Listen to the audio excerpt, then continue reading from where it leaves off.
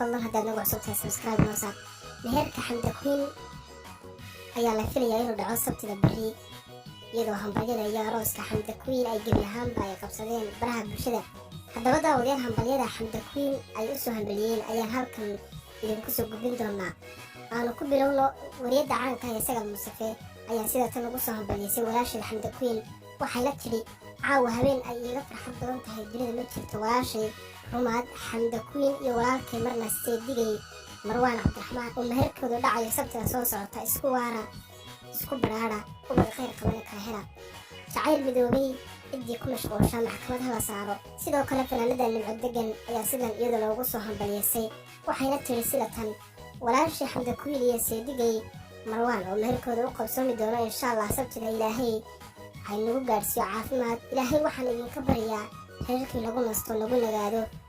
fanaanada Idil Barkad ayaa iyaduna sidan ugu soo hambaliyay. waxaana hambalyo u dirayaa walaashay Xamda Queen iyo seegeeda Marwaan isku waara ubad khayr qabana kala hela.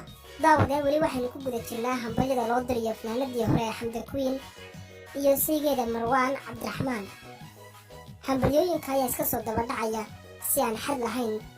haddaynu eegno dadka kale ee hambalyooyinka u soo diraya, gudoomiyaha kooxda xidigaha geeska Maxamed Axmed Bakaal ayaa sidan ugu soo hambaliyey. maasha Allah waxaa hadda ay soo gaaray war farxad leh. walaashay Xamda Queen iyo seegeeda Marwaan guurkiina guur khayr, gurigiina guri nagi. maasha Allah mabruuk ayaan idin leeyahay.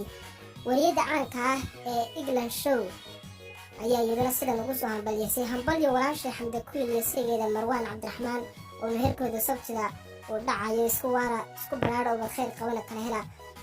aroosaan maqlo waa kii ugu farxadda badnaa. daawadayaal inahaas waxaan kusoo gabagabaynaa hambalyooyinkii loo dirayay Xamda Queen iyo seegeeda Marwaan Cabdiraxmaan. haddaad nagu cusub tahay subscribe noo saar. sidoo kale muuqaalka laga saa waanad ku mahadsan tahay daawashada muuqaalka.